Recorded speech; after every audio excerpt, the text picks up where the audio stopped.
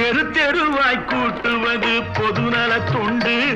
ஊரா தெரிந்து கொள்ள படம் பிடித்தால் சுயநலம் உண்டு. தெரு தெருவாய் கூட்டுவது பொதுநல தொண்டு. ஊரா தெரிந்து கொள்ள படம் பிடித்தால் சுயநலம் உண்டு. மக்கள் நலம் மக்கள் நலம் என்றே சொல்லுவார்.